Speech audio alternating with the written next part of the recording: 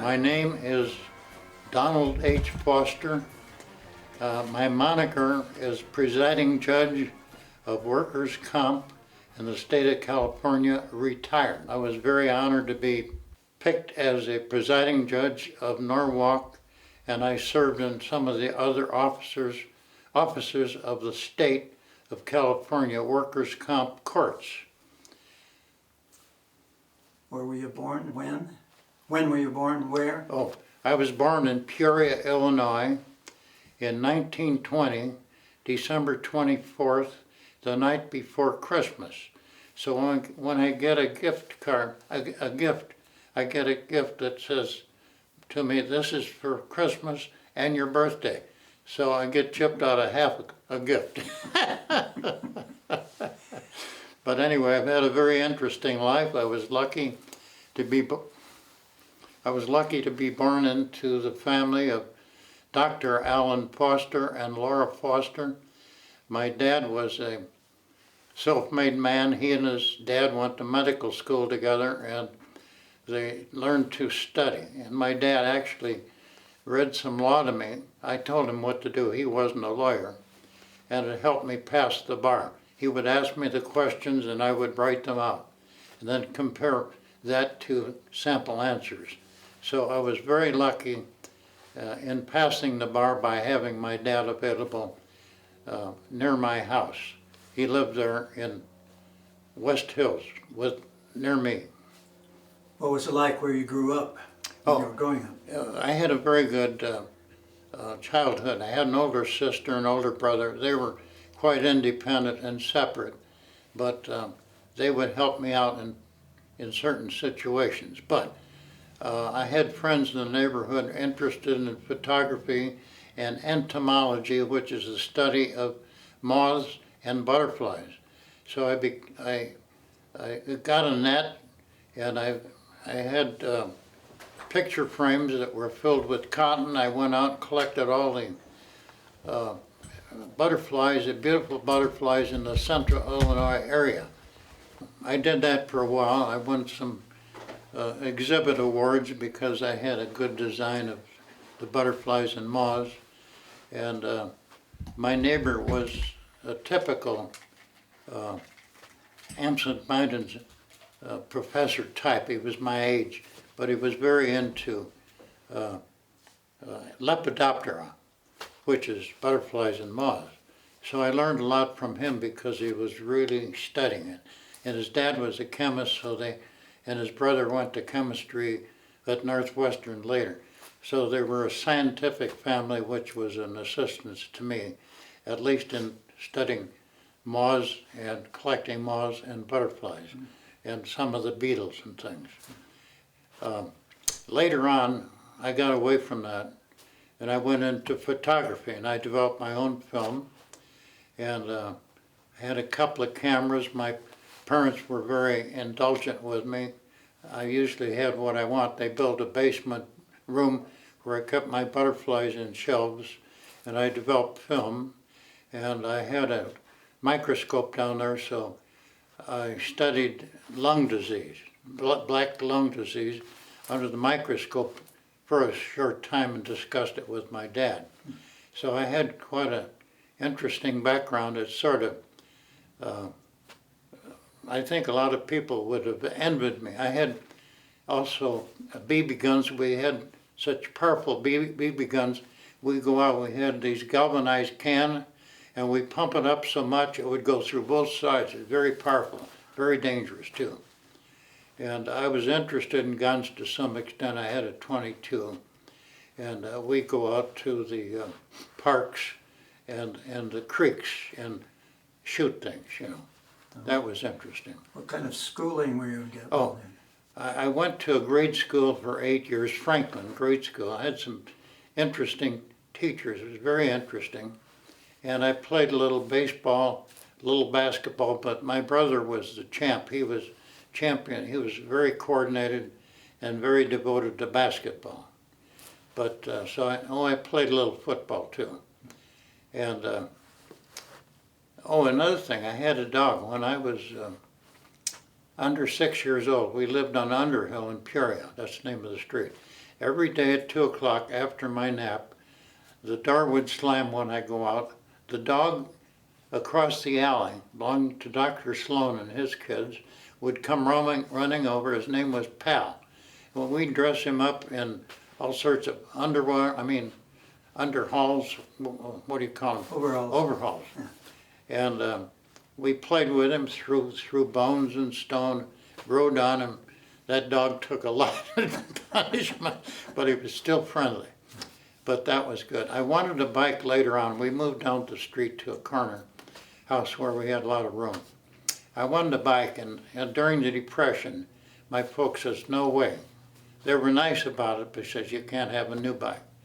So I thought, my cousins lived about a half-mile away, Ken Burley and his brother, Jim Burley, who later, let me tell you this, Jim Burley became a Marine, was killed. He was a lieutenant Marines. He got killed at Tarawa. A lot of people say the island of Tarawa, but it was a slaughter by the Japanese. They were shot before they got off the ship. Now his brother, Ken Burley, they were both lawyers. They went to law school in Chicago, Marshall, I think it was. But anyway, he became an FBI agent and chased German Bund all over the United States, in New York and New Jersey and Milwaukee and Chicago. And also communist and the German Bund. And some of the soldiers that came over here, I'm not sure he was involved with a submarine that dropped off some spies there. But he stayed with the FBI for several years and received certain kind of citations. My sister went to school at Bradley. It was just a few blocks from us. Then she went to Northwestern. Then she went to University of Washington. She finally got married. She was a good influence on me. I myself went to Western military, spent a couple of years there. Then I went to Florida military so I could be near my grandmother. My folks enjoyed that in St. Petersburg. And after that, I was admitted to VMI, Virginia Military Institute in Lexington, Virginia. I was in the horse cavalry. They had some beautiful Army mounts there from Virginia. They raised them in Virginia, Northern Virginia. And at VMI, we did a lot of marching, and there was a lot of discipline, but it wasn't for me. I was not motivated to be an engineer, and most of the courses were math, engineer, physics, even though they were good, and I enjoyed them. So I dropped out of VMI at the end of the year after going through the RAT system. And by the way, George Marshall, who was the general of all of the armies of World War II, went there, and I was only within a few feet of him, and I was selected to walk his wife, escort her into the ballroom where we had a lot of popular bands playing. But he gave some speeches there, and a man by the name of Kaltenborn, he's a very famous radio announcer, came in there and gave us speeches, kept us alerted with the latest speech. But VMI was very good. I went out for football, and I was told to tackle Joe Muha, who was international football player, at least national. And he came down, he weighed about 225 pounds. And I was told to tackle him. So I put my arm out. He came down like a locomotive with his arms going and hit me, and I went around 3 times. I picked up my uniform, my helmet. I went to the coach. I says, "Coach, here's my uniform and helmet. I'm going out for wrestling." And that's why I'm still here.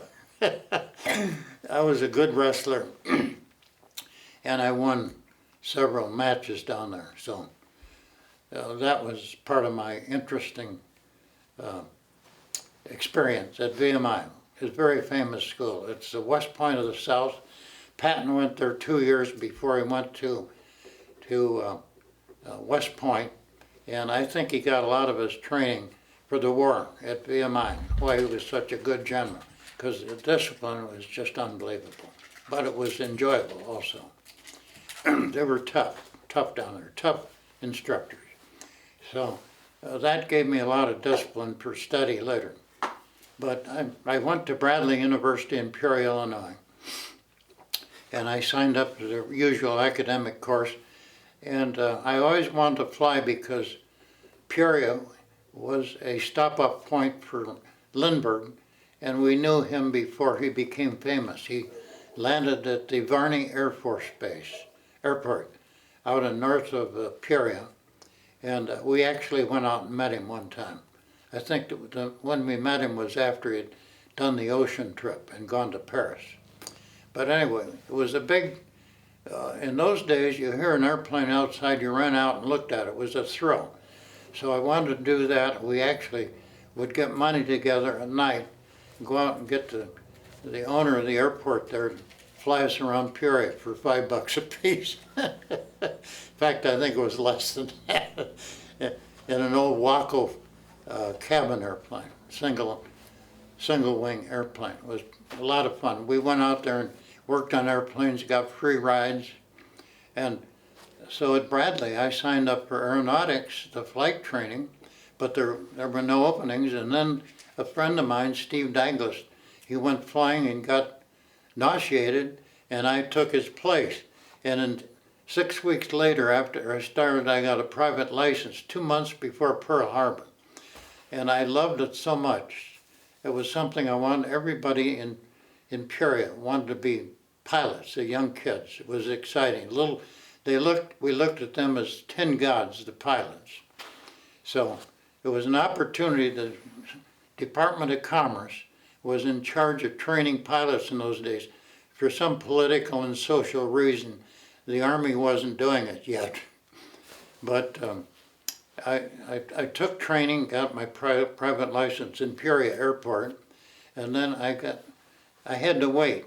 I wanted to go to Knox, because they had an advanced training there. But that was filled up, so they sent me to Indianapolis, and I met Roscoe Turner Aeronautical Institute over there. He was an interesting guy. He was more of a corporation man than a pilot even, and his brother ran the school. But Roscoe Turner, I said, can I go up with you in the airplane one Sunday? And he had a tri-motor Ford, so I sat on the co-pilot side, and we flew. He delivered people all over the city to sightsee. So I had that experience.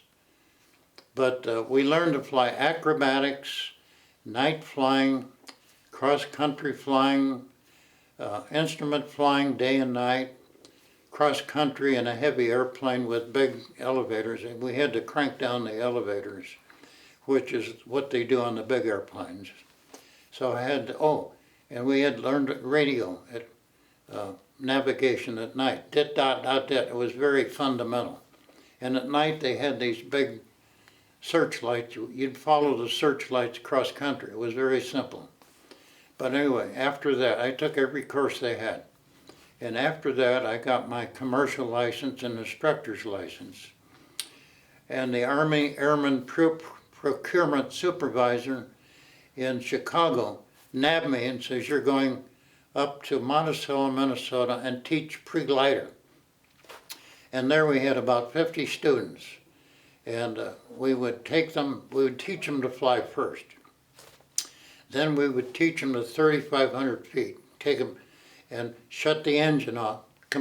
They call it a dead stick landing because they were being trained to fly gliders over the British Canal, English Canal, into combat in France. And a lot of them, I'm sure, ended up dead and very badly injured.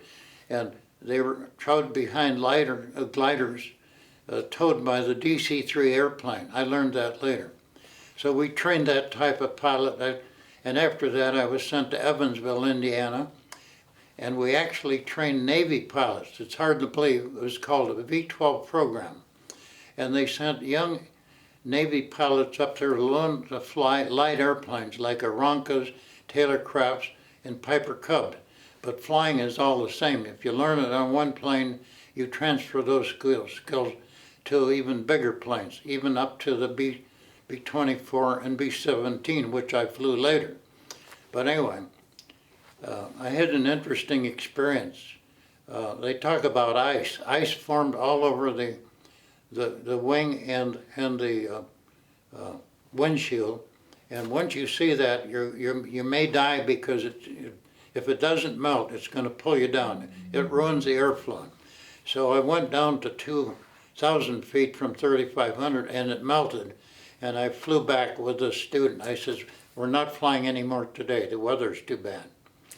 And one of those flights in that same area, a Navy twin-engine airplane came through almost at the same altitude. But we were lucky. They were 100 or 200 feet above us, flying at the opposite direction. So that was quite an experience down there. And then from there, I was assigned to airport and school in, let's see, Bloomington, Indiana. What kind of an organization were you with at that point that they were assigning you these? I was still a civilian, and a draft was deferred because I was in a very highly trained area. They needed pilots, Right. so they just gave us a big blanket deferment. Was that a government organization then that was giving you that? Yes, Army Airman Procurement Supervisor. Oh, okay. He was in charge of ours, out of Chicago. All right. I met him personally. I went up there and talked to him. Okay, so he was representing that organization and running. Yeah, in other words, I was still part of the Air Force as a civilian. Interesting. They hired a lot of civilians. Yeah. And later, I'll tell you about that later. Okay, good, thank you. But anyway, I learned, I taught more Navy pilots up there how to fly and dead stick landing. And there was one fellow from Chicago, Harry Myers, came down there. I gave him 12 or 14 hours. He still couldn't get the concept of a stall. So I went over to Archie Archibald. He was a local pilot, civilian. I said, "Archie, I can't get this. He's the only guy I've never been able to teach to fly. Would you teach him?" And after about 3-4 hours, he got him to stall. If you can't learn to stall, you can't land the plane, you're not going to be a pilot. But Harry was determined. He stuck with it, became a pilot. And later on, I met him. He had his own school out here at the airport at Santa Monica. And he later became a pilot on Eastern and Western Airlines. And so there you are. If you stick with it, you become successful. He was determined. Never thought he would make it. Okay, let me see. After that, I was sent to Rochester, Minnesota, the home of the Mayo Clinic. And we taught cross-country and night flying up there. And one flight required us to go to Mankato, Minnesota, and then down to Mason City, Iowa, and back to Rochester. And I'd been out the night before, and I didn't have a lot of sleep, so it was taking a nap over on the right side and the pilot's seat on the left. And I let him take from Mankato to Mason City, take the stick. So I'm sleeping there, and I get a tap on the shoulder. Say, "We're lost." I said, "What do you mean you're lost? We don't know where we are." I said, "Give me your map and give me the controls." I looked at the map. There are a bunch of railroad markings on there. I said, "It's very simple. You see these? You fly till you see a city. Then you find a water tank by the railroad. They all have them. You go down low, fly around, write the name down, find it on the map, then you know where you are." So we did that. It was, I forget the name of the city, in southern Minnesota. But that's how you do it. We had a map, air map, and there were railroad tracks on there and other markings and the city's name. And then I went back to sleep, and I says, when we get to Mason City, I'm landing this airplane myself.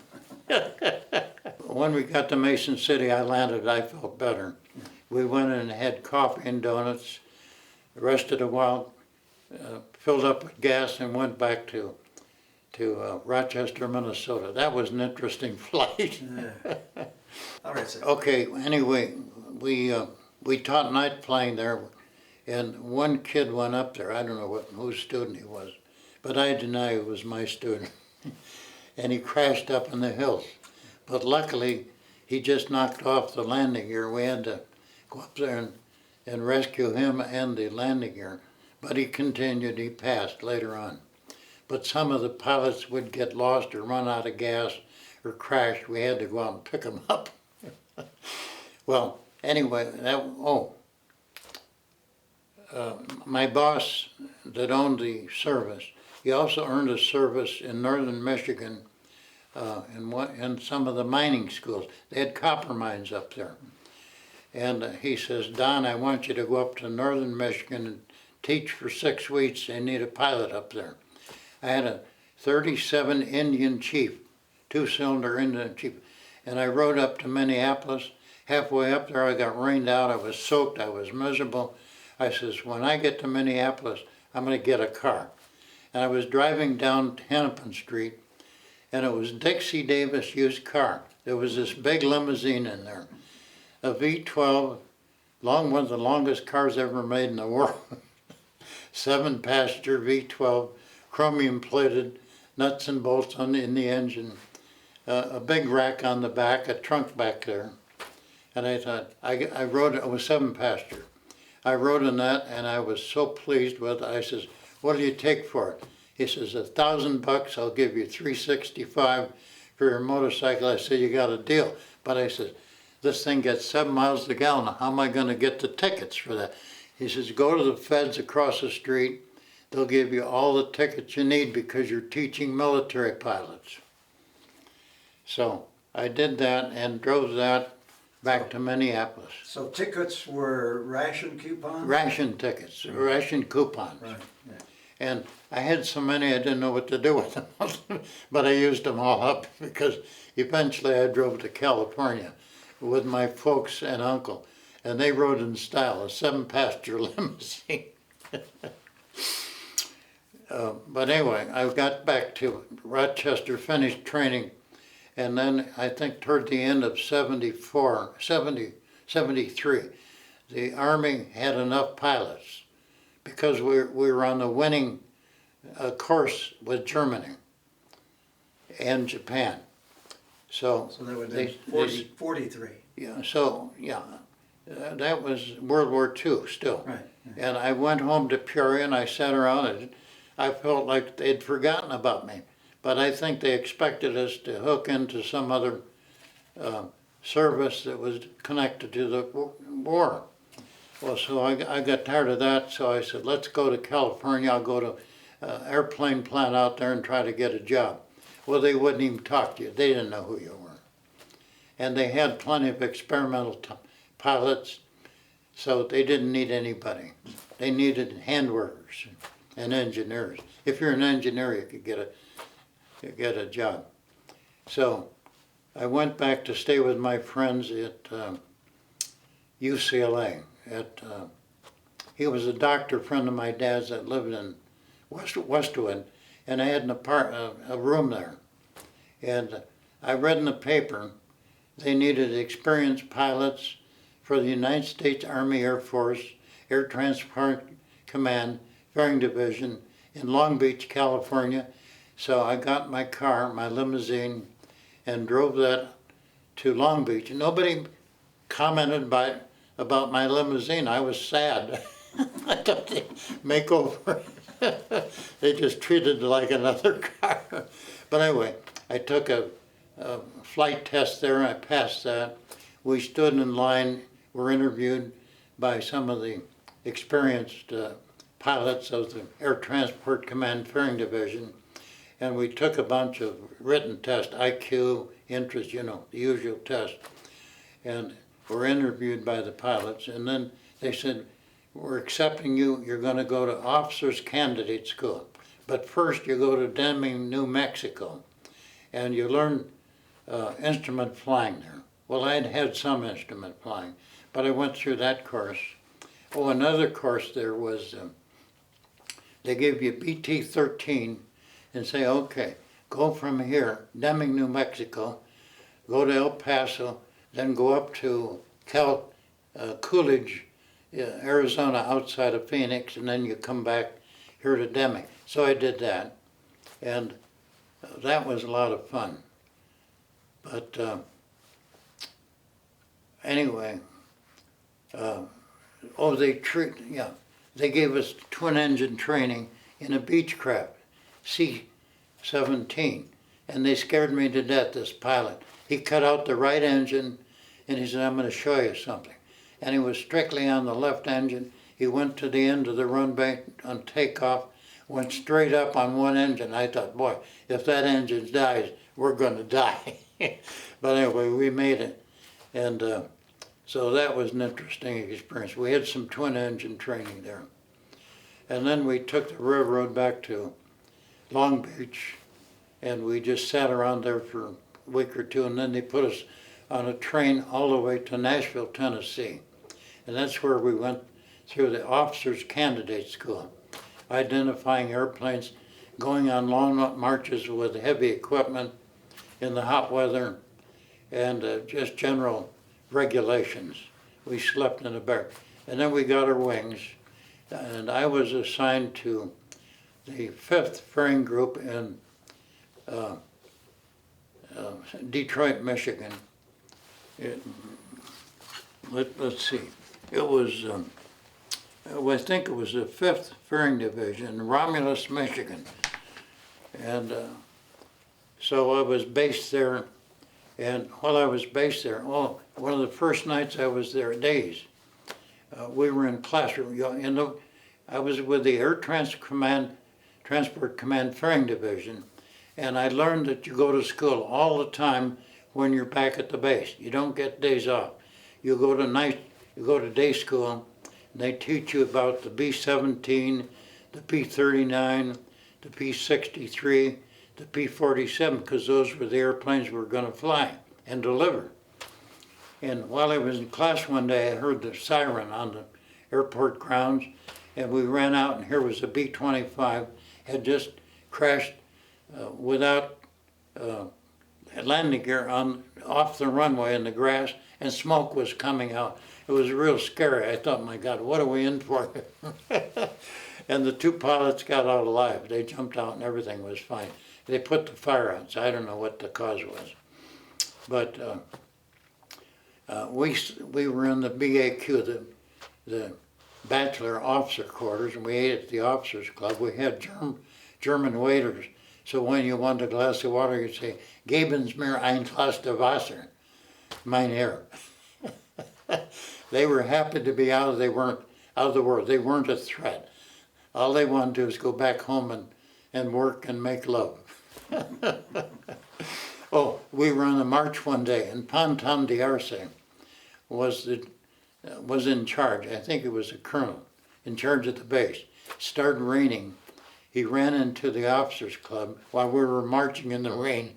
His wife went in and got him and says, "You get out there and you're going to watch those soldiers march." Here was commander of the base. Nice guy though. But anyway, from there I went to pursuit school. We delivered airplanes, B-24s, C-46s. Ford factory, Willow Run, was 7 miles from our base. They would deliver the airplane. We would so-called buy it, sign off on it. And we would take that, let me see, we took one to Biloxi, Mississippi, a B-24 to some air base in Colorado.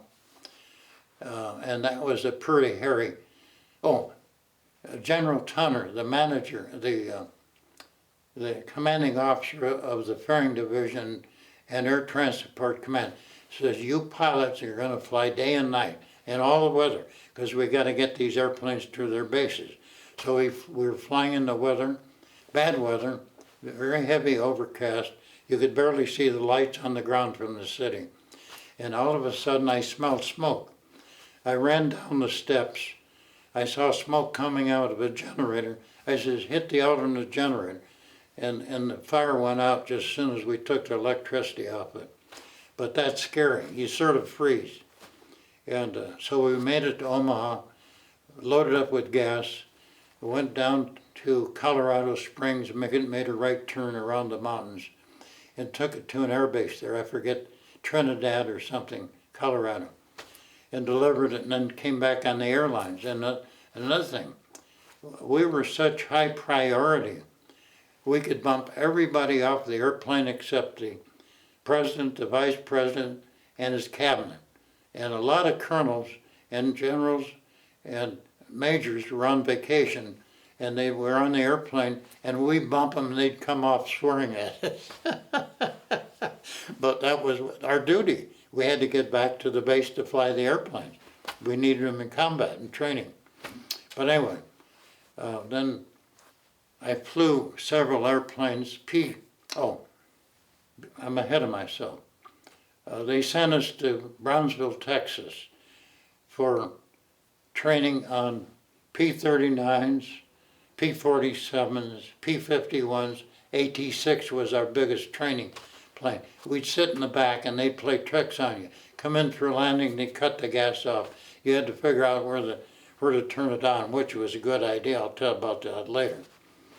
But anyway, they trained us on the AT-6, and we learned to fly.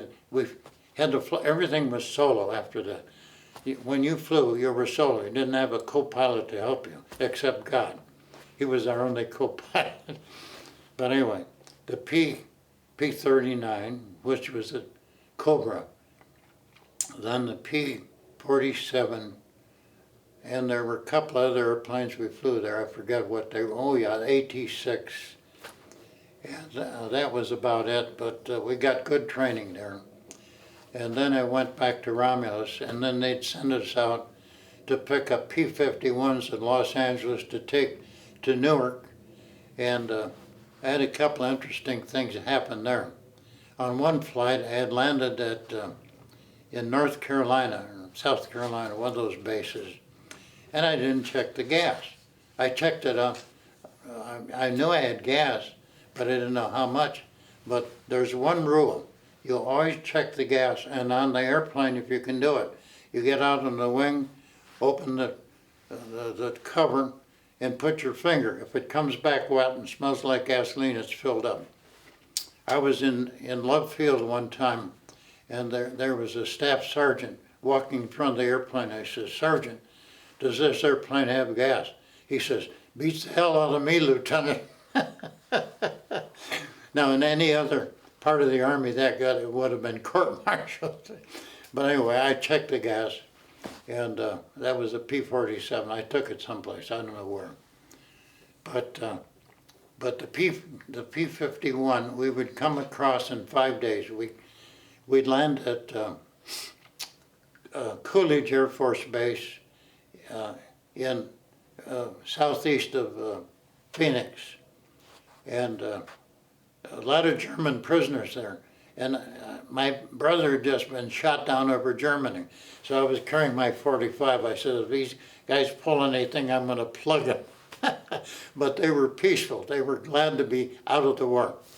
And then I went and I flew past Tucson to El Paso. And you land there, and anyway, on takeoff, they give you a takeoff slip. And it says on there, do not attempt a forced landing from El Paso Airport within 5 miles of the airport. There have been 25 attempts, and they've all failed. That meant they all got killed. So if you can't get high enough to get away from 5 miles from the airport, you're going to die. That's just about what's going to happen. Because they had these sand dunes out there. It was like the Sahara Desert. Huge sand dunes the height of the roof here. And if you hit one of those, you're dead. They're like solid rock. So anyway, I landed there several times because they brought planes from the other direction. But anyway, went into Midland, Texas. I think that's where Roosevelt Jr.,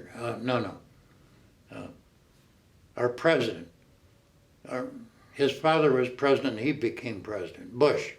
I think he lived there a while. It's a mining town and pretty rough town. A lot of gambling and drinking there. But we stayed over and, no, we just got gas there. And then we went on to Fort Worth and Dallas. From Dallas, we went to Greenwood, Tennessee, and there were so many swamps down there. If you went down there, the snakes would eat you up.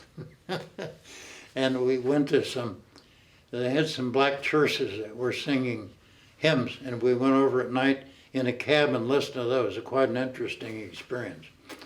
But anyway, I was taking out of Greenville, I think it was South Carolina, and I didn't check the gas thoroughly. So I got up, I was up about 3,000 feet, and I was getting bored. I said, I'm going down above the trees about 200 and experience speed again. So I got down there and I heard a pop. The engine quit. I thought, oh my God, over this force. So I pulled back, getting ready to bail out. And I think, I remembered where the gas, spare gas was. I hit the handle. The engine came on and my heart started beating again. So I got it. I got over New York. I was supposed to go to Newark, but we'd done it a couple of times, so we knew where it was, you know. We didn't have any fancy navigation equipment, which I'll get into. But I looked down and I saw these skyscrapers. I said, and clouds were obscuring the landscape. And I said, I don't remember skyscrapers over Newark. I says, well, that's New York. Turn around, you dummy. So I turned around and landed at Newark. One thing, you always know you're at Newark, because halfway down the runway, when you're landing, it goes like this. It's a different level. And so I knew I was in Newark. And from there, we took a bus over to New York City, and I was assigned to go out and pick up a P-47 at Farmingdale, Long Island. So I took the elevated subway, they call it subway there. And I stayed at my cousin's. He was an FBI agent. And he came in about 2 o'clock. I said, what do you guys do? He says, oh, we sit around at a bar and drink. I said, sure. But anyway, he wrote a book about it later, and I still have the book. How he would get people to work in the communist cells and then to give him the information. But anyway, I went out to Farmingdale and picked it up, and I forget where I took it. I think I took it to Arkansas or someplace, I don't know. But it was a beautiful airplane. The best airplane, in my view, was the P-51, which I flew a lot of, and the P-47. And they're just beautiful airplanes, and the engines were terrific. But anyway, so after that I went back to, we always go back to our home base. And they sent me to Buffalo to pick up a P-63, which is the King Cobra. The trouble is they had trouble with the Cobra because a lot of pilots were dying and when they landed on the last turn. And the reason was they were designed in such a way that you would not be warned of a stall until it was completely stalled. You wouldn't get the warnings from the edge of the wings. The wings wouldn't vibrate. But on the King Cobra, they redesigned it, and it would be treated like a regular airplane, the airfoil. And you'd get notice if you were stalling, and you could get out of it right away by giving it full throttle and getting your nose down. Well, it's a little bit more complicated than that, but anyway. So I was happy to fly. They did away with, they didn't buy any more Cobras, didn't make any more, killing too many pilots. And all of a sudden they'd be flying and come in for landing, pull up, and the thing would crash because it wouldn't have any lift, but they weren't warned of it. But with the King Cobra, you were warned by the flutter of the wings. Okay, we flew those across Canada, over the Niagara Falls, across Canada to Fort Wayne, South Bend, Indiana. Stay overnight. And then the weather people weren't very good in those days. They didn't have a lot of good equipment. So they sent us off. The weather was good when we left, and in Chicago, it turned really bad. Overcast, we couldn't see anything. I said, my gosh, what am I gonna do? I'll have to make an instrument landing in this territory I'm not familiar with, in Rochester maybe. And we didn't know how the weather would be there. We had very bad weather equipment in those days. It just wasn't developed very good. So I was flying out of Chicago, and I knew Madison, Wisconsin was near there, and I saw a hole in the clouds above a lake. The heat from the lake took all the clouds and left a hole there. And I saw a little airplane going down through there. I said, I'm going to follow him. And my big P-63, which is very powerful engines, I flew over there. I flew behind him. He took me to the airport at Madison. I landed. We went in there. There were a bunch of these women air pilots. What did they call them? I'll think of it. WAPS or WASP, Women's Auxiliary Service Pilot. But one thing they couldn't do, they weren't supposed to fly out of the United States because they were women, so for some reason. But everything was in the United States. And there were a bunch of them there. We had a lot of fun. We danced and had a few drinks, and it was great. So the next morning, the weather cleared. I took off for Rochester, got gas there, flew across a few haystacks and scared the pheasants away. They'd fly out after we went by. And into Bismarck. And I had to make an instrument landing up there, but I was ready for it. This airplane had all the equipment. They had just put up landing equipment in Fargo for the big airplanes. So I called in, I said, I have to make an instrument landing. He says, you're doing fine. Keep going the same way you're going. So I made my turns and headed for the landing. And the lights were on, I could see the lights, and they said, keep going. And they landed me. I was the only one that was landing on the airport that day, I think. From Fargo, when I landed with instruments up there with the help of trained radio operators in the tower, was really a great experience. But then I flew across the Badlands over to Wyoming, and you fly north, in northern part of Wyoming, you turn right in the middle of the state, you fly over Custer's Last Stand there, where they wiped out every soldier. So we just got a general idea of it. And then you have to make a left turn, go around a big mountain up there, and I saw a bunch of horses, wild horses going across the plain. And I thought, well, I'll have some fun here. So I went down and I dove at them so they would go west.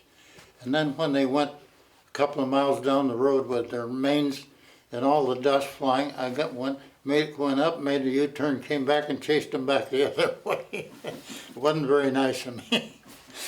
But then I went into Great Falls, and on this particular flight, I was at the Officers Club. We just finished dinner and enjoying life and thinking of heading back to Detroit, Romulus, my air base, for the next flight of something. And we had to be prepared to fly anything, and that's what we weren't. So the guy comes out, he was in the law department up there, the legal division, and he says, we like volunteers that want to fly to Fairbanks, take these airplanes to the Russians up in Fairbanks, these P-63s. They see they had a big cannon in the middle of the propeller, and they would knock tanks out with that thing, because it was the only thing they could fight the tanks with. They couldn't do it with other tanks and anything they had. But anyway, so I slept good that night, and then they put us in a bus and took us over to East Base, where all the P-63s are checked by the Russian and his little soldier over there. This guy was a colonel, and he'd send this little private out there, go check these airplanes out. He'd sit in the warm office. He had it made. So anyway, I took off and we said, we're all going to meet up over the airport. So I took off. There were all sorts of airplanes out there with scores of them. I thought, where's my team? I need a leader. Because we had a leader. There was a leader and 3 of us in a group that went to Alaska. It's so dangerous in those days. So we're over here. I says, well, I'm going to fly around, see if you can see me. So we hooked up after a couple of minutes. And I was tail end Charlie. And we flew in a loose formation up to Edmonton, landed there. Then the rest of the flight to Yukon, we flew over the Alaska Highway. Well, you could see it. And it was a good thing because if you had a forced landing, you could go over and land it. Even though it was a rough road, you'd probably survive. Because if you go out into the forest, you may never be seen again, even your remains. It's that bad. And the mountains and the lakes up there are very deep, and if you go down there, they'll probably never get you. But anyway, so we'd land at little towns, and we usually at night, we'd go into the town that had one spotlight over the middle of the town.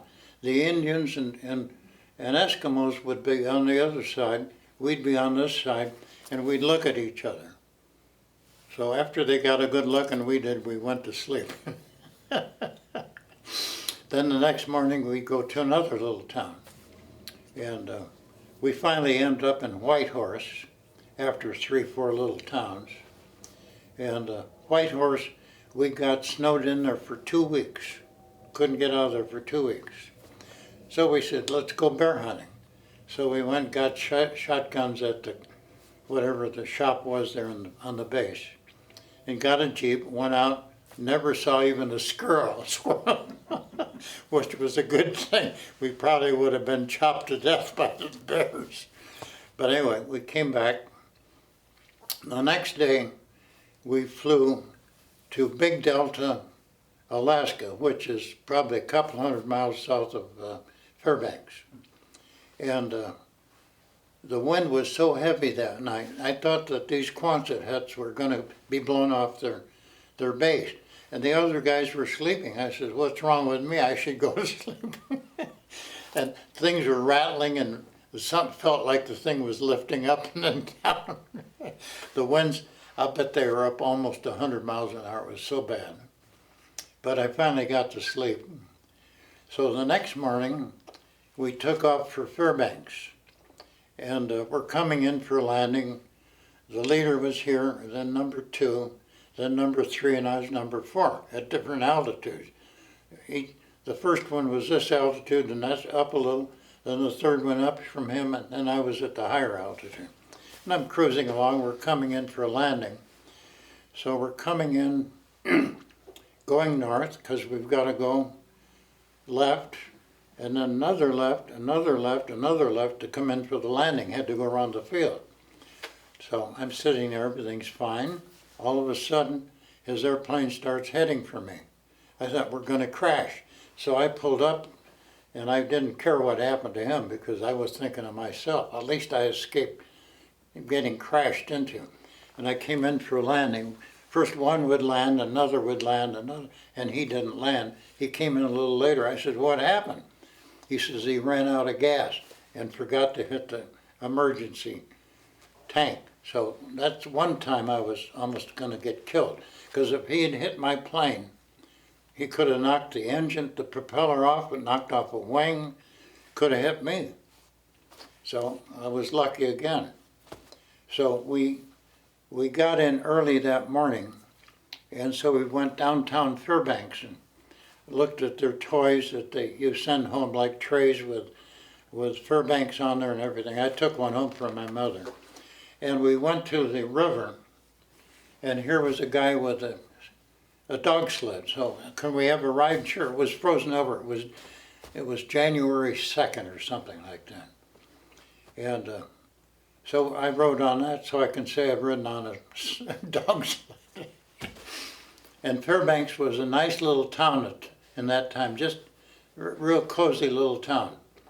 So we went back to the air base, And they told us the bad news, you're leaving tonight at 8 o'clock for Great Falls. We need you back in the States. But anyway, it was a nice soldier. Oh, we went into the bar at the base, and here was a soldier, a Russian soldier with his red clothes on and jodhpurs, I don't know what he had on. But he was all dressed to pick up our airplanes and take out there the next morning, because they used him to fight. He had to fly all the way across Siberia into Moscow, which is what, 4,000 or 5,000 miles. And then they had to go to the front to knock out the tanks. So anyway, we get on a DC-3, go back to Great Falls. We get there in the morning, and we go in and have lunch, and we come out to get on the airplane. Well, it's filled up. Well, that doesn't make any difference. Here are our papers.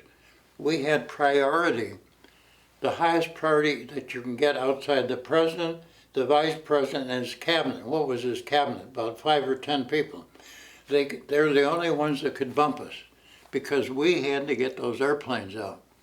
So here had become colonels getting up, majors, captains, enlisted men giving us dirty looks. I said, we can't help it. We got to get back, you know. So we got on a DC-3 and flew back to Detroit, you know, by way of Chicago and so forth. And the next day you go to school, ground school.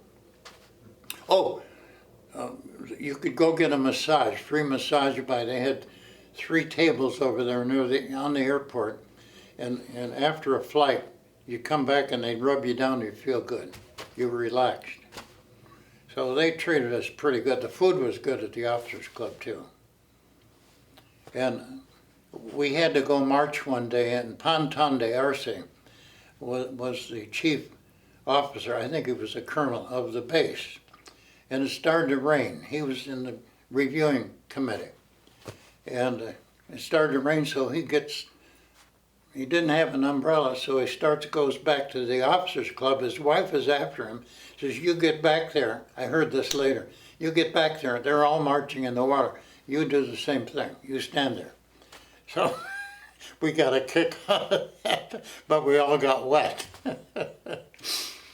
But anyway, at the officers club we had good food. We had German soldiers, and you wanted water, you say, geben Sie mir ein Glas de Wasser. And they go get it. They were happy to be there. They weren't a danger at all. But we had, another thing, we flew B-24s, like I said, to Colorado, a B-24 to an air base in Mississippi, Biloxi. And then they sent us over to Savannah, Georgia, Hunter Air Base. And here was a war-weary B-24 over there. And so it looked all right, so you're going to have to take that to Biloxi, they told us. So we get in there, we give it the check, you know, the magnetos all checked on 4 engines.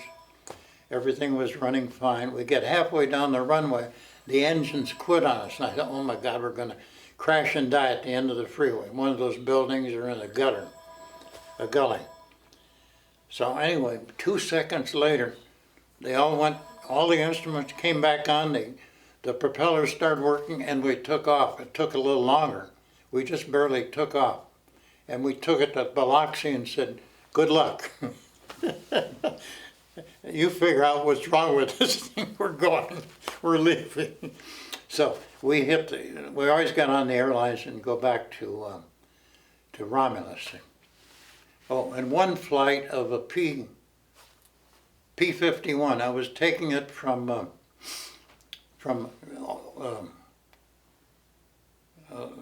the airport. It's now called LAX Airport. It used to be called Mines Field years ago. And even when it was made into a big municipal airport, there was this tumbleweed was flying all over the runway and everything, but you could dodge it, you know. And it wouldn't do anything to your engine anyway, because we didn't have jets, you know. So I was taking it to, I was headed to Florida, to a big air base down there. And I came in for a landing, I put everything down, you know, put the gear down, and I put the flaps down. I looked down, the flaps weren't down. I hit it again, they didn't come down. So I had to go around. I called the tower. I says, everything's fine except the flaps, I can't land.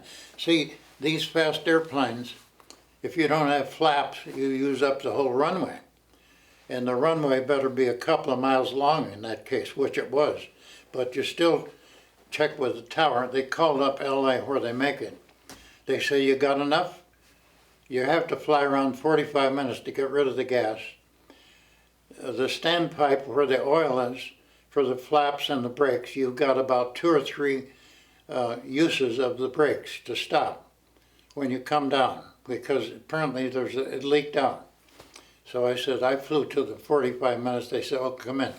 And I came in just over the trees at about 110, 115 miles an hour. I had to have the speed up, you know. And I floated. You don't think that without flaps you float. And about halfway down the runway, I made contact with the runway, and I started my brakes. They worked. So I gave it about 2 or 3. I must have had more than 2, because I gave it 1 or 2 or 3. And I stopped on the runway right in the middle. I got out, I says, to the meat wagon and the ambulance and the fire engine. I said, you guys can have it. I'm walking back. So I walked back to the tower. I was stuck there for 3 days at the Rice Hotel. And I went over to Murphy's Bar. They had raw oysters with crackers and a beer, and it tasted really great. And I was at the hotel every night. Nobody called me. And some of the sheiks from Arabia had come into the oil companies. There were about 20 of them. They were wandering all over the place with these white gowns on and a headset with something around it, you know. And we couldn't talk to them. We'd get in the elevator and see them on the ground floor. But I stayed there 3 nights, and we'd been trying to get you. I said, I've been here all the time. So they say, here's your airline. You'll go over to the airline and come back to Detroit. So I flew back to Detroit for the next flight. So those are some of the things you run into. Oh, another thing. We had to go, I was sent to Goldsboro, North Carolina to pick up a P-47, and I met a friend of mine there who was sent over there, Bob Brown from Southern Illinois, nice guy. And we flew together, and we landed. One of our landings was in an airfield in Arizona, great big long airfield, training base. And so I said, I've got water injection in this plane. You don't. I said, when we get up to altitude, I'm going to lock it in and run it for 5, maybe a few seconds, and see how fast I pull away from you. You know what water injection is? Yeah. Okay, so we took off, headed for Sacramento. These planes, we had to take them to Sacramento, California. So I said, Bob, I'm going to hook in the water injection. So it's a great big knurled bar. Bring it back, hook it into the throttle. They lock in. And I gave it forward thrust, and I pulled right away from him. I didn't check the speed, but I left him in the dust. But I think in combat, if you want to get away from the enemy, you hit that and you're away from them, because they didn't have any of that stuff, I don't think. So that was an interesting flight. We flew over Los Angeles, went up the coast and flew into whatever the airport is up there, and then we took the plane back to Detroit again. But, we flew over the Hearst Castle and saw what a pretty, and I thought, when I get out of the Air Force, I want to live up here in Northern California in the forest in a big, nice, big, beautiful home. Never worked out. But anyway, we took the plane back to Detroit. Or they may have sent us down to LA to pick up another P-51 to go someplace. Like we would take them to Newark. Most of them went to Newark.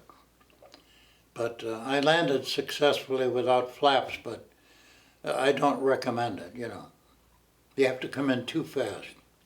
And if you don't come in fast enough, you're going to crash too. So how many flights did you actually accomplish? You know, I didn't keep track. I was negligent. I should have kept a log of every flight, but scores of them, scores. And oh yeah, there's another one. I remember this one. It was a Brewster. There must have been I think there was a Senator Brewster that developed an airplane, had a factory back in Maryland, and it was a trainer, but it never went over. It was just a plain Jane airplane. You've heard of Selfridge Air Force Base? It's a very well-known base north of Detroit. Right. And they sent me up there to pick it up, and I flew it to Rantoul. And the cockpit is a great big cockpit. I don't know why they make it so big. Single engine, and I think it's a two-place. It was a trainer, but it never got off the ground. I mean, I took it and flew, but financially and successfully, it never got off the ground. So I took that. That was one of the odd planes I flew. And the first plane as a civilian in the United States Army Air Force Flying Division, I was hired as a civilian before we became officers. I was co-pilot on a B-17 from LA to Davis Mountain Field, which is the graveyard of the Air Force planes. And from there we picked up a B-24. I don't know what kind of shape it was in. We flew it to McCook Field, Nebraska. Then we took the airlines home by way of San Francisco and Long Beach. But I remember that flight, yeah. I don't know whether I told you this one about taking off in Deming, New Mexico.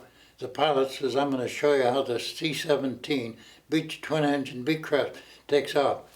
And so we start taking off. He cuts the right engine out, and he gives the left engine full power, and we go straight up. I thought to myself, if this engine quits, I ain't going to be on the ground in the air anymore. I'm dead. And then we took instrument flying down there, and there was so much dust and sand from the ground that got in there. The stuff all got in my face and face and mouth and ears, the sand. But they taught me how to fly under the hood, instrument flying. I had another session of that up there.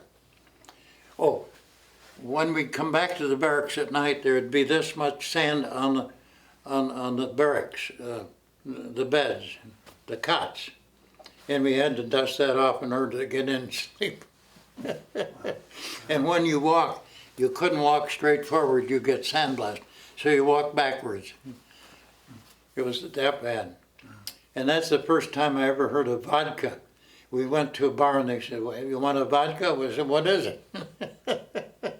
Mexican bar, typical Mexican bar. But that was near Roswell. We were only about, I think, 50 or 100 miles from Roswell. That was before they had all this stuff about things flying in the air, you know, flying saucer. But, well, we flew a lot of airplanes out of Romulus, and we went to the factory to pick up some of them. Oh, I remember I flew a Curtiss Hawk. It was the kind that the Flying Tigers flew in China. I thought to myself, how could a guy knock down a German Zero with one of these planes? It was so antiquated compared to our planes. At the time when they were built, they were far back in the 30s. They were terrific airplanes. A lot of power. You could hit the throttle and the back would come up and you could steer it around with the throttle and the brakes. But I flew it was supposed to take it to first to Oklahoma City and then down to Kelly Field. So outside of Kelly Field, I had been flying in really bad weather, not even knowing it. Out of this haze came a P-51 right at me, and then it made a slow turn. And I got back to the Mayo Hotel and sat at the coffee counter. Pretty soon a pilot comes and sits down. I says, you wouldn't believe what just happened to me out there in the soup, which is bad weather. He said, what happened? He says, a P-51 came right at me, turned, and I just about got hit. He says, that was me. The guy's name was Ray Chesley. I think later became an airline pilot, lived in Burbank. Nice guy. But we wouldn't have been here. If I had hit that, he'd hit me, we'd both been dead. So there was another close shave right there. Oh, that brings up the point. This other pilot that flew with me from Goldsboro, North Carolina to Sacramento.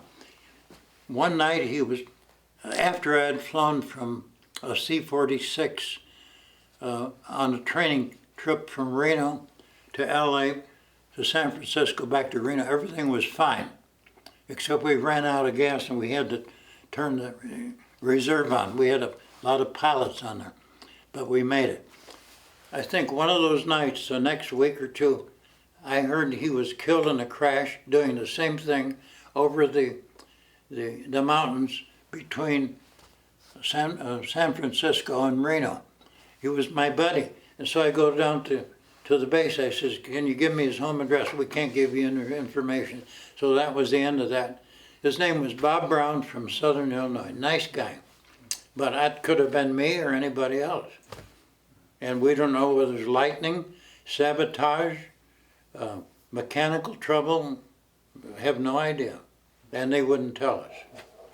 So that was a disappointment for me to lose a good companion there. But one thing about the Air Force, the Air Transport Command Fairing Division, you never get close to anybody because you're always going on different flights. You're sort of like the Lone Ranger. Everything, you're responsible and you better take care of yourself. So it made you very self-sufficient. I even left laundry in El Paso one day. I couldn't go back and get it. Oh, one thing about El Paso, it was a very dangerous airport. You know why? Because the sand dunes are huge, very tall, and they're all over the airport down there, all around the airport. And we received a notice in our flight plan papers, says, do not ever attempt an emergency landing within 5 miles of the El Paso airport. You won't make it, you'll die, in so many words.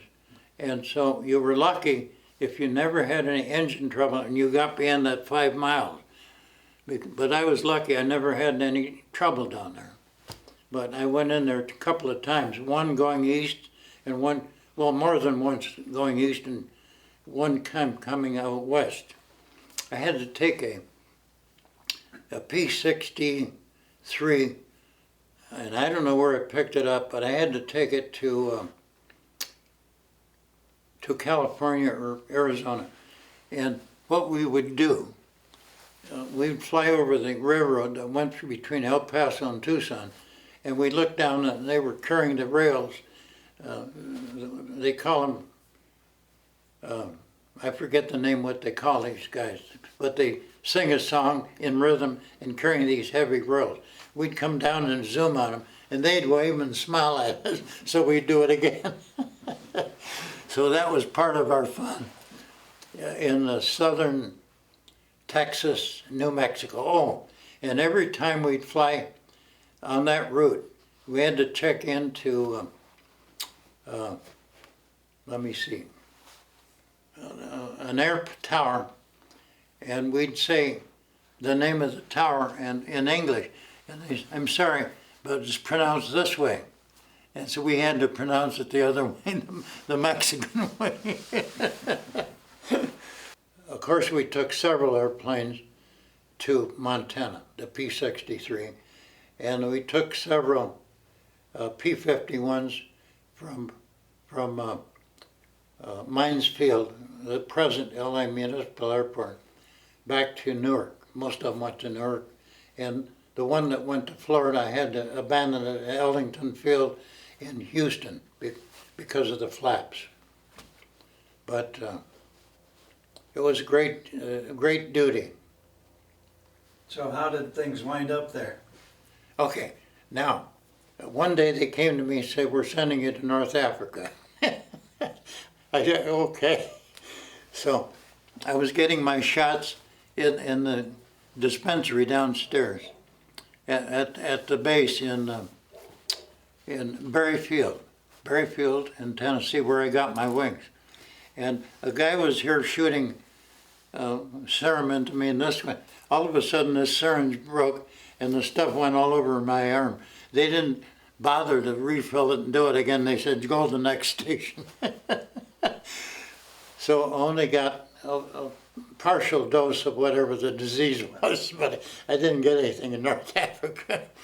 So the next day we flew into Bangor, Maine, and we went down and had a lobster, as is the custom. And then from there we flew from Newfoundland. We went to Newfoundland. We were in a DC-6 4-engine tricycle gear, and we had 3 navigators, and the weather was beautiful. So we were sure to get to the Azores. We flew from Newfoundland to the Azores, and that night we stayed at the Officers Club and rode. We went into town and had some of their champagne, some of the best champagne in the world, Portuguese champagne, because the Azores is a Portuguese place. And little horses would take you around in a carriage there, little beautiful horses. And then the next day we headed for Casablanca, and I took one look at the ground. I said, I want to go back to the United States and have a malted milk. Instead, the next morning, we had bleep on the shingle for breakfast. And then that night, we were in the barracks at Magnus Air Force Base in Casablanca. And all of a sudden we heard, boom! I thought, my God, I'd like to hide under the barracks, except there's no room under my cot there. I thought maybe the pieces were going to hit us. It was so loud. So we all got together and walked out there. It was about a mile away from the base. A C-46 had the right engine had caught fire. Two of the people in the engine in the airplane jumped in the water and drowned. The pilot went down and crashed in the airplane. It was terrible. Just ruined it. The airplane was shot, just in pieces. So the next morning, or a couple of mornings, I says, I don't want to fly the C-46 anymore. I was trained in it at Reno, at the air base. And so we went through the Casbah one day, and that's where it's a poor part of town, poor Arab part of town. But we would hang around downtown Casablanca and talk to some of the kids at the Officers Club down there. And I ran into one girl, I think she was Arab or something, beautiful gal. So she took me to her home, and her father was there, and he said something about, I should marry her and take her back to the United States. I said, oh my God, here I am, 22, 23 years old, marrying this girl I know nothing about her, except she's beautiful. I said, well, thanks very much, but I can't do that. And, that's the Rift Mountains in there, in Casablanca. And the Rifts would make different things out of fiber and bring them downtown and sell them. They were great big, tall, thin guys. And they lived in the Rift Mountains, but they weren't Arabs. It was a lost tribe going back thousands of years. And of course, Casablanca was mostly Arab, and a lot of Jewish refugees and Spanish refugees from the wars up in Spain. And one guy was giving me a haircut. I spoke a little Spanish, very little, and he kept talking to me in Spanish, so I nodded. That's all I could understand. But he was on the losing side in Spain in their war, so came to Casablanca. So you're still moving airplanes around in North Africa? Oh yeah. But see, that was when we were still. Hadn't been sent to Iran, Algeria yet, to fly DC-3s. So we were stuck in Casablanca for several days there, and we had to drink Adda water. It was hanging on a tripod in a canvas case, rubberized case. We want water We had to drink it out of there because the water was no good. Oh, then I got to Oran, Algeria, and we had the same thing. And we go swimming in the beach on Oran, in the Mediterranean at Oran. And we go downtown and listen to this classical music played by the refugees from Europe. I think there were a mixture of races and religions.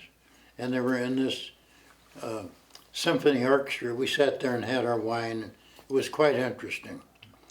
And then one day off of the base, I met an Arab soldier. I said, who are you stuck with? He said, I'm with the Foreign Legion. I said, that's interesting. He says, I was at the air base here in Oran, Algeria one time. I says, he showed me a thing that says, treated for syphilis. I got away from him fast. Nice kid. But the Arabs along the road to Oran would hide in the bushes. You wouldn't see them. But they were spying on you, you know. But we had entertainment there. We had good food at the air base. We had grilled cheese sandwiches at night, wash it down with root beer and beer. And we had dancing girls come out once in a while. And the food was pretty good. And sopa was soup. I want some sopa. So anyway, the Foreign Legion was down the road was Meknes, Algeria. And they were some of the toughest guys in the world. I ran into them on VJ Day. We were coming back from, Naples. And VJ happened, and they were celebrating it. And down on the town square, they had all sorts of tables and some of this raw wine. It was green, practically. But we drank it anyway. And there were these Foreign Legionnaires were down there, just tough. Everything is muscle. And boy, you respect them. If they hit you, you're going to die almost. But anyway, I was standing with these people. Here was this guy it looked like a Frenchman, and a beautiful girl. He was all dressed up in brown and white shoes and brown suit. And one of the Legionnaires made a pass at his girl, and he didn't like it. He says, "Get your..." And the next thing I saw him on the ground with a bloody nose. You can't do anything to those guys, and they got the whole tribe behind them to beat up anybody that touches you. They're very loyal to each other, but not to anybody else. A lot of those guys are murderers. I talked to one guy, looked like Joe Louis. I said, "Where are you from?" "New York." He says, "I killed a guy." "Where?" "New York." He says, "That's why I'm here." They were from every country, and they were convicted of various crimes, and the American Legion, the Foreign Legion didn't care. They just take them in. They want meat. They want fighters to get, and they made a big mistake in Laos, up in that area. 25,000 Legionnaires were killed at once because the generals didn't know what they're doing. 25,000 Legionnaires, some of the toughest fighters in the world, because they had bad leadership. Terrible. But anyway, we had a celebration there. That was VJ Day. So that was the end of the war. So when we got back to Oran, Algeria, they said, "You're going back to the States." We thought we'd fly back, but they put us on a troop ship with stacked hammocks, and the food tasted good. No, it looked good, but it didn't taste good. It was sort of like having seasickness without getting sick. The food, fresh oranges and ice were there, food, and I couldn't eat it. So I read the book Moby Dick all the way across the ocean. And one time, that's another time, when I was in the United States doing the Ferrying Division, we went to St. Paul, Minnesota. There was a brand new, what was it? B-24, brand new 24. They were equipping it with electronic devices like autopilot, and they had rubber boots on on the front leading edge of the wing in case of ice, and we used it. You can't believe it. So we took off at night. Everybody had to fly at night because General Tunner says, you're going to get these airplanes to their destination. We need them, and you're going to get them there. I don't care what. You're going to fly in all kinds of weather, and you fly it. You can't use that as an excuse. So you get in there and fly it and get it there. So we flew at night, took off at 12 midnight, and across Wisconsin, Illinois, Indiana, Ohio, ice formed on the wings and on the propellers, and you sit there, you think it was machine guns. It was ice hitting the side of the cockpit. It sounded just like machine guns hitting. And you'd look out on the wings, you had lights on the wing. The ice would, these vulcanized tubes would loosen up on the front of the wing and break the ice. The wind would hit it and knock it off. But we were lucky. If we didn't have those, we wouldn't live. You couldn't make it. Because ice is heavy, disturbs the airflow. And what happens, you go straight down. There's no answer other than that. Unless there's something happens, lucky. So we get into Selfridge Air Force Base in Virginia. And it's foggy, but we used instruments, came in, and then we went downtown.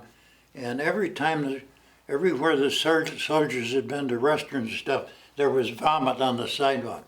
You had to be careful jumping around the vomit because they really celebrated when they're in town. So then we went back to the air base from there, Selfridge. So what'd you do when you got back to the States from North Africa? Oh, yeah. We came back on a troop ship. We landed at Newport News. We went to an air base there, and then we went to a party at night. The girls had come out. I says, how are you doing? Pretty good. This girl as much as told me, do anything with me you want, and I had no place to go. I said, forget it. Beautiful young Virginia girl. But anyway, the next thing we took a train, I think it was to an air base at Fort Sherman, outside of north of Chicago, where they debriefed us and gave us papers and sent us down to Kelly Field to get our final papers. So we took a train down there, or plane, I don't know which, and we got out at Kelly Field. And from there I went to my brother's wedding in Tampa. And from there, I didn't stay there to live. Oh, I went into Houston and bought a suit, handmade suit, beautiful suit. I don't know whatever happened to it. But, and then we hung around San Antonio, rode the boats in the river there. But I went to Tampa, and my brother got married, and I met a few girls over there, and I said, I'm going to go back to school. I'm going to go to UCLA in California. So after the wedding and all the ceremonies, I came back to UCLA, and I'm trying to think what I did there. So did you go to law school or go general? Or? No. I went to law school later at Southwestern University downtown. Okay. Anyway, I took a few courses in accounting. That was before I went to back to Grand Rapids, Michigan. Some other GIs and I formed an FM radio station, and that's where I told them, I says, if you don't get merged with this standard broadcast station, I knew the guys, I'd already talked to them. If you don't merge with, you're going to lose out. I was selling advertising downtown. It wasn't going well. I was selling a little. But I says, they're putting it all on the standard broadcast. But here you can merge with them. And I said, I don't know what kind of a deal we can make. They wouldn't do it, I says. So I married the girl I met up there, Holland girl. We had a nice marriage at Kleist's Chapel out in East Grand Rapids.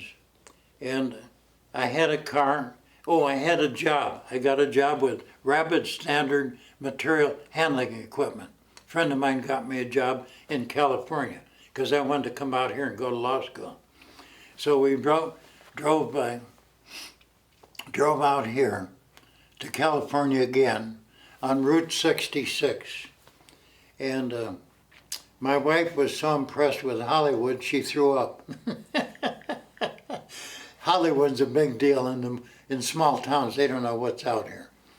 So anyway, I'm trying to think where we stayed. Oh, we stayed with my grandmother. She came to California when she was 80 to set up a 5-unit apartment in Culver City, right near MGM. So we rented the apartment over the garage. And we had a baby there, our first kid. And I ran outside. I didn't have time to put my shoes on.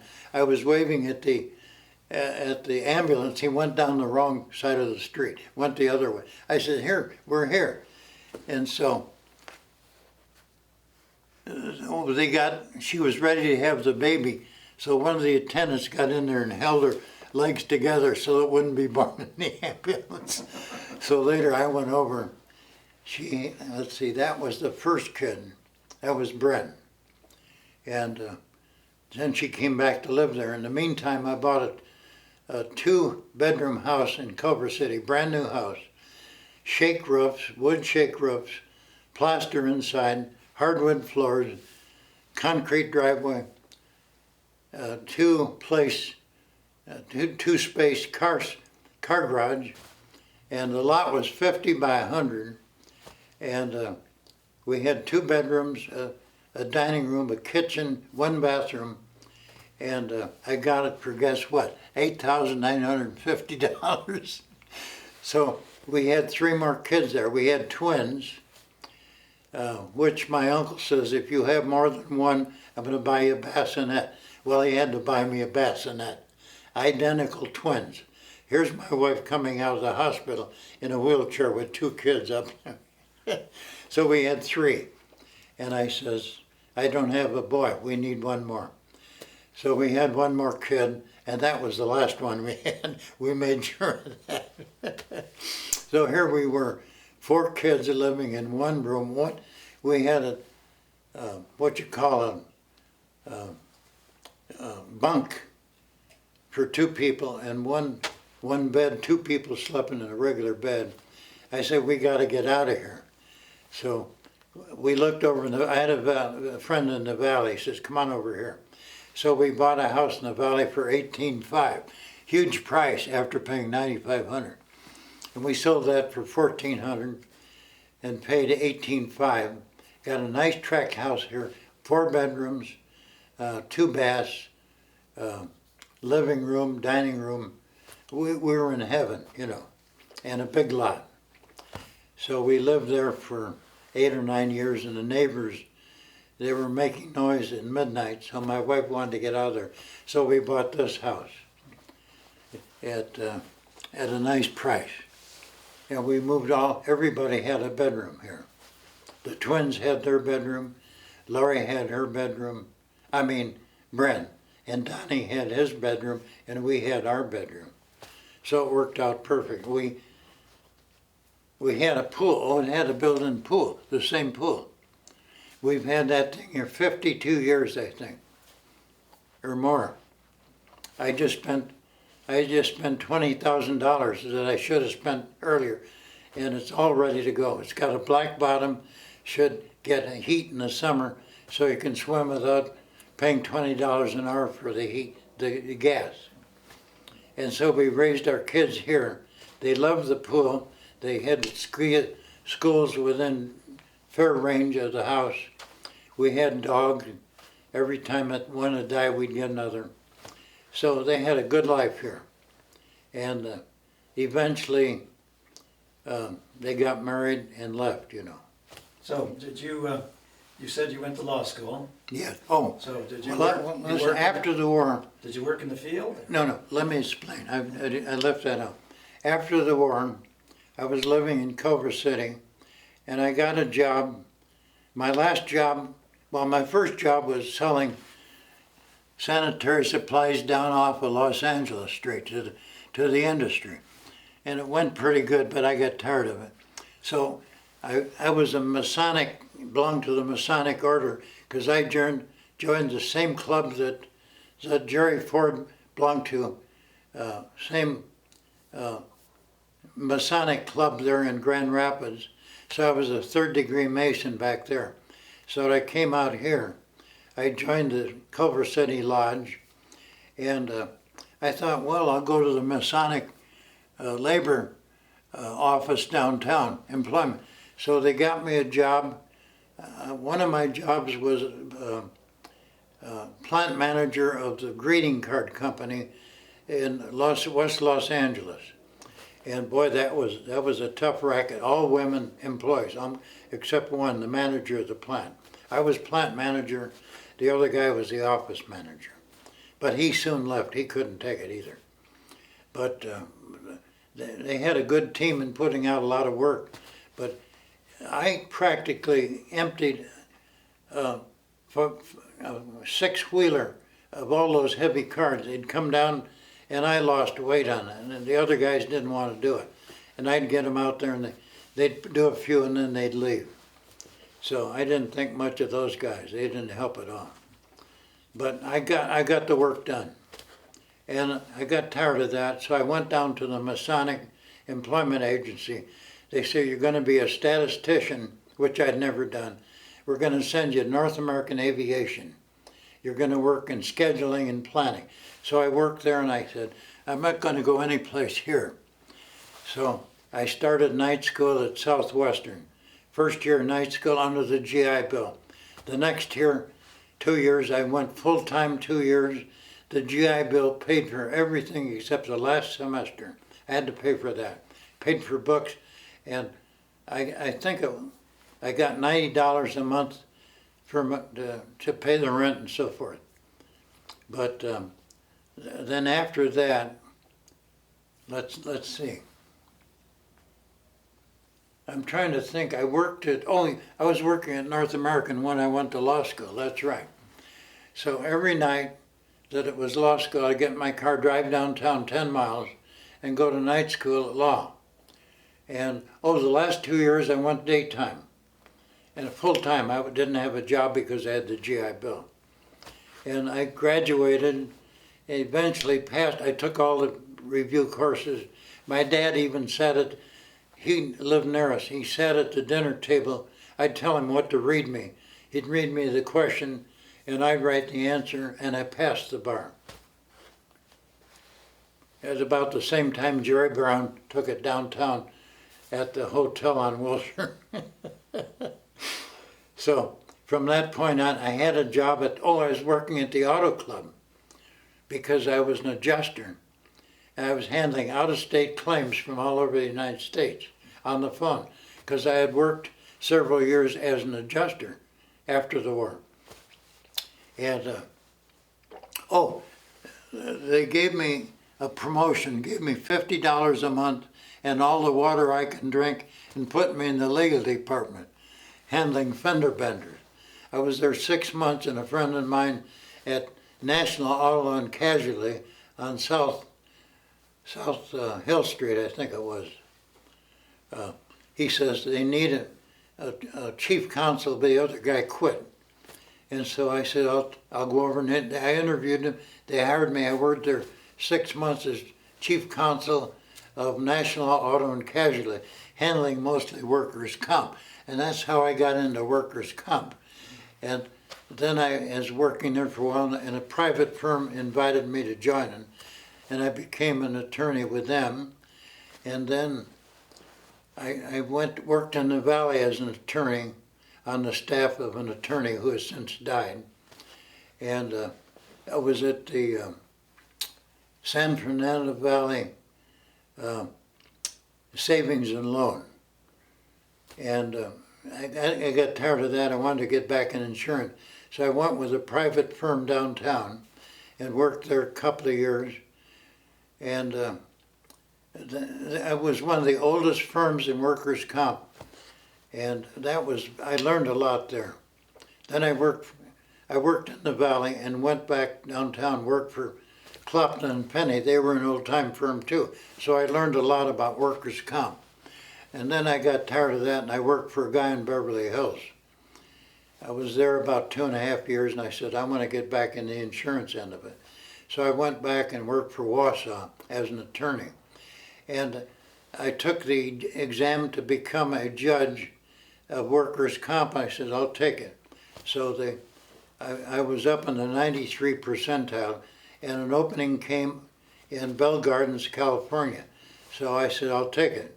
So I was driving from here to Bell Gardens until I got a trailer, a mobile home over there, and I'd stay down about 3 nights. And the rest of the time I'd be here on weekends. So I was a judge there for 10 years. Then we moved over to another city near Downey. And I was presiding judge there for 9 years. And then when I got to 70, I retired. And I came out to my house. I worked for a couple of firms out here for a while, and then I gave it up entirely.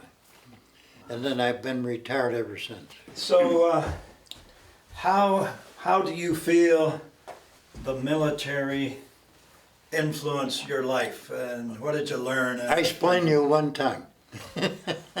Okay, my dad sent us away to military school. It was a new experience, so in a sense I looked forward to it, though I was lonesome for the first few weeks, you know. I could hear the train in the distance and I'd think of my home. So I was quite lonesome. But I got used to it, and the discipline, what it does, it makes you keep going. You don't give up. If there's something that has to be done, you try to do it. And as you get older, it's even more difficult. I think older people, I can understand why they give up, because it takes a lot of oomph to keep going. And you get that from military training, in my view, as well as a good home environment. But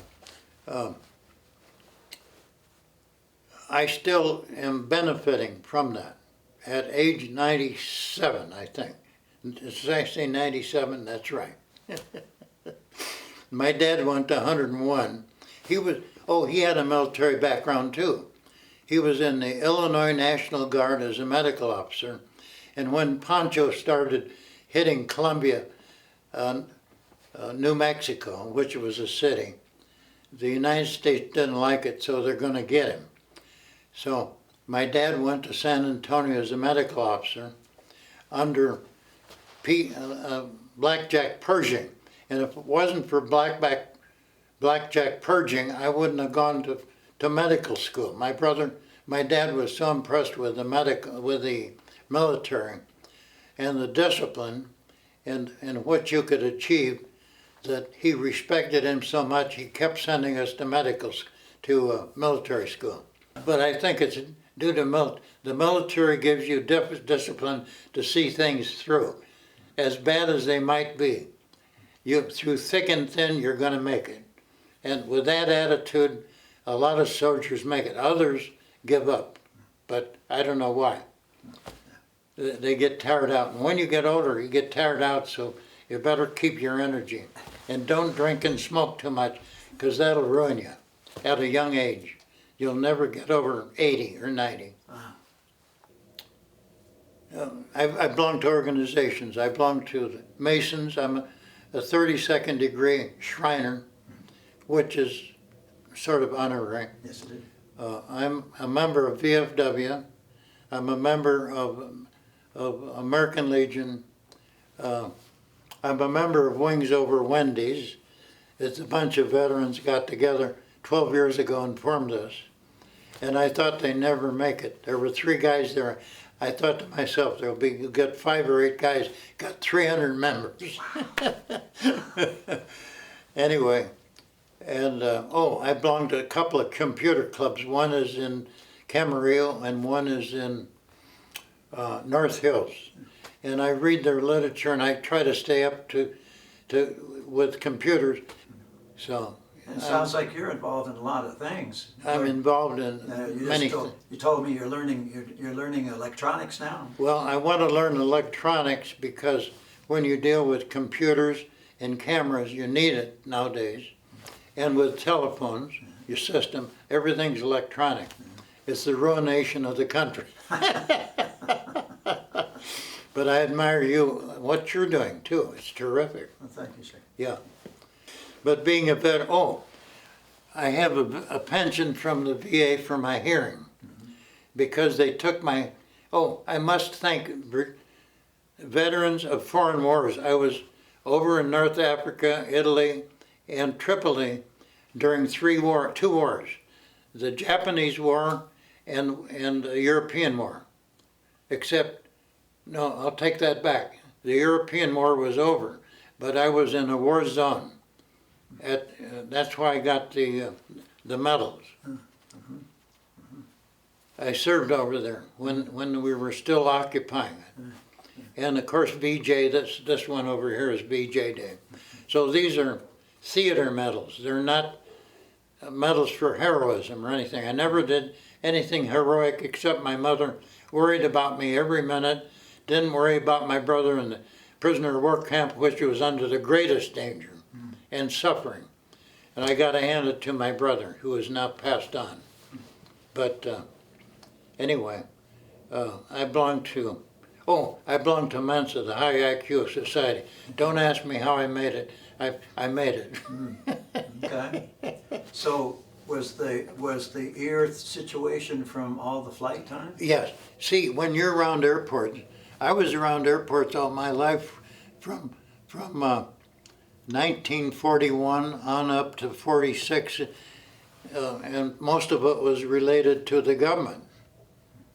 I was a civilian employee. When I was first hired, I became an officer. I taught flying as a civilian to Army and Navy people, so everything was military. But I became a member of the military, and now I have a disability pension for my ears, because this is one of the worst disabilities you can get. You can't hear people. Very frustrating. A lot of people can't handle it. I'm still getting my hearing aids. They're working on 2 hearing aids for me now. Good. I'm glad to hear the VA's taking care of you. But it's slow. Yeah. It's not what you wish, but I'm putting up with it. If I need help, I'll just go to my local congressman. They'll be on Johnny on the spot, just like that. Good to know. But I can wait. I've got these I bought myself. I go to the church down here, which is Presbyterian church. I come from a family that came over on the Mayflower. They were cousins, the Fullers, Edgar and Samuel Fuller. And I'm part Scottish, and they came to northern Indiana, the McNaughtons, and they bought a lot of land up there. My grandfather's uncle, he owned a great portion of northern Indiana and left a park up there called McNaughton Park, and which I'm very proud of. And my foster family came over probably back just after the Revolutionary War, because I have ancestors I have an ancestor,